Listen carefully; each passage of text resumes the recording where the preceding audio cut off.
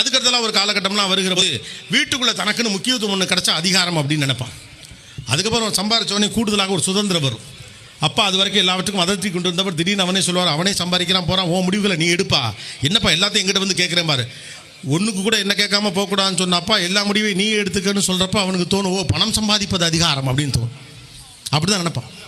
அப்போ அவனுக்கு 24 வயசு ஆகும். ஒரு 26 வயசு 27 வயசு வரப்போ அவனுக்கு ஒரு திருமணம் நடக்கும். முறையாக அவங்க அம்மாவுக்கு அடுத்து ஒருத்தி அவளை எதிர்த்து நிற்பான், நீ பண்ணுறது தப்பு அப்படின்னு. அப்போ என் வாழ்வில் வந்த ஒருத்தி என்னை எதிர்த்து நிற்பதா, அவளை என் கட்டுக்குள் வைத்திருப்பது அதிகாரம் அப்படின்னு நினைப்பான். எனக்கென்று உருவாக்கப்பட்ட குடும்பம் என்னுடைய ஆளுகைக்கு கீழ் இருக்க வேண்டும், அதுதான் அதிகாரம் அப்படின்னு நினைப்பான்.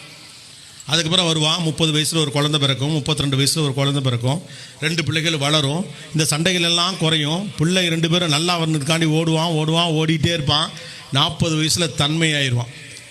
பொண்டாட்டி கோச்சிட்டா கோவம் வராது, சொந்தக்காரன் திட்டினா கோவம் வராது, பிள்ளை படித்தானா படிக்கலையா பாப்பா. நைட்டு 11 மணிக்கு வருவான், தூங்குற பிள்ளையை தடவி கொடுத்துட்டு ஊருக்குள்ளே வஸ்தாது மாதிரி சுற்றிட்டு இருந்தவன் சாத்தூர் கடை வீதியில் சாட்டை எடுத்து சுற்றின ஆள் சத்தம் போடாமல் போய் படுத்து தூங்குவான். அன்புதான் வாழ்வென்று அவன் நம்புகிற போது அவன் வயது 40. That's call life starts at 40.